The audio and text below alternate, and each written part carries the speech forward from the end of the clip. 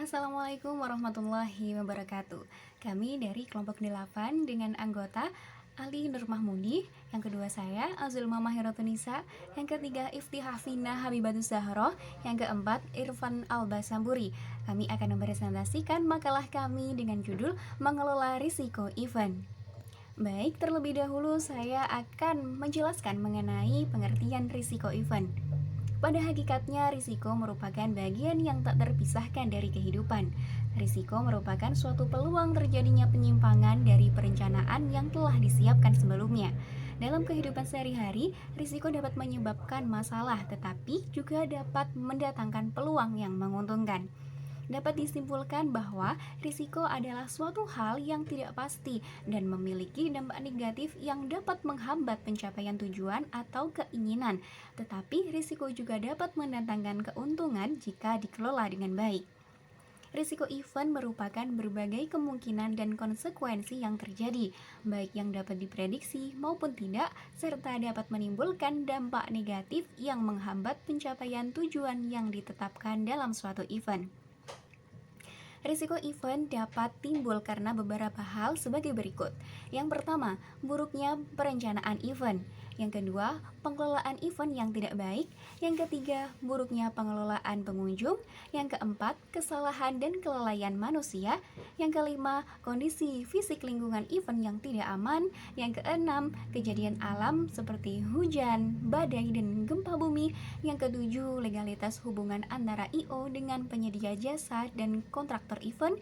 Yang kedelapan, kondisi ekonomi. Yang kesembilan, buruknya sistem keselamatan dan keamanan pada event. Yang ke-10, kesalahan desain tata letak panggung. Yang ke-11, buruknya kontrol terhadap kualitas pelayanan yang telah ditetapkan.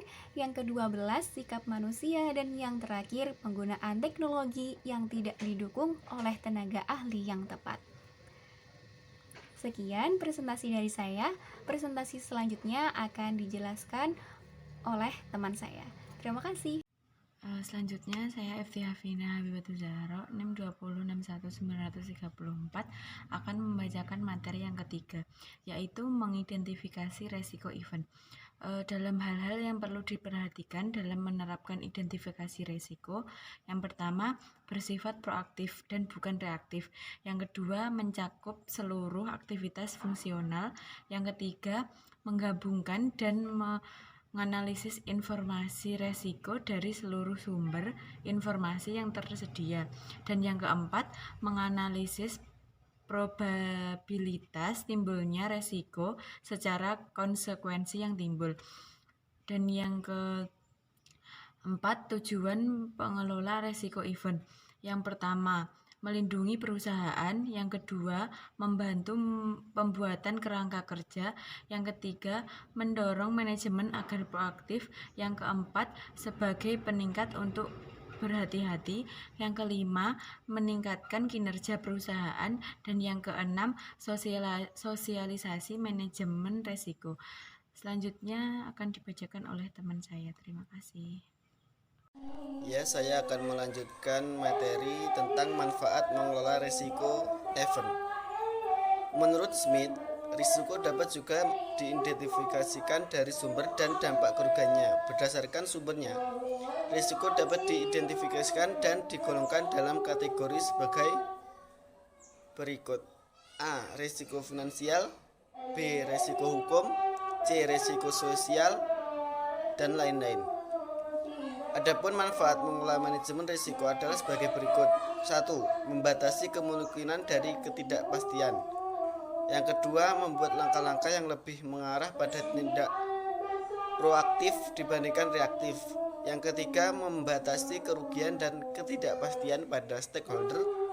Yang keempat, menjaga kesinambungan program operasi sehingga tidak terganggu dengan kejadian-kejadian yang belum terantisipasi sebelumnya. Yang kelima, menjalankan program manajemen risiko secara efektif sehingga mempunyai pengaruh yang menguntungkan.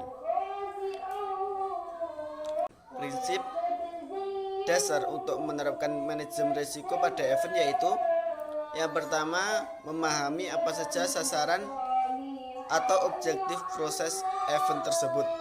Yang kedua, mengidentifikasi apa saja yang dapat menghambat tercapainya sasaran event tersebut. Yang ketiga, pengendalian apakah harus dilakukan agar risiko tersebut dapat ditiadakan atau dikurangi. Manajemen risiko bekerja dalam serangkaian prinsip yang berkesinambungan, antara lain yang pertama sebadan, yang kedua sesuai, yang ketiga komprehensif, yang keempat melekat, yang kelima dinamis. Selanjutnya akan disampaikan oleh teman saya. Baiklah, di sini saya akan menjelaskan tentang cara mengelola risiko. Yang pertama, dalam mengelola risiko ada beberapa hal yang kita perlu lakukan, yaitu mengidentifikasi risiko event. Ada beberapa metode yang perlu kita terapkan. Pertama yaitu menggunakan kuesioner analisis risiko, kemudian metode laporan keuangan, metode peta aliran, dan lain sebagainya. Kemudian cara yang kedua adalah mengukur risiko. Bisa kalian lihat penjelasannya di makalah. Dan yang terakhir yaitu kita menyusun strategi pengendalian risiko. Poin kedua yang akan saya sampaikan adalah terkait tentang asuransi risiko. Ada beberapa hal yang secara umum dapat ditangguhkan dalam asuransi. Yang pertama yaitu karena adanya cuaca atau kerusakan akibat cuaca itu biasanya dikarenakan badai, hujan, maupun salju ataupun cuaca ekstrim lainnya. Kemudian ada kecelakaan, ada kerusakan tempat, properti, barang-barang berharga yang bernilai lebih itu mengalami kerusakan, kompensasi pekerja sehingga ketetapan terkait legalitas ketenagakerjaan, dan lain sebagainya yang ada di makalah. Nah, pada dasarnya sama seperti birokrasi regulasi dan perizinan yang berbeda antara satu daerah dengan daerah lainnya, begitu pula halnya dengan sistem asuransi yang diberlakukan pada event organizer. Misalnya,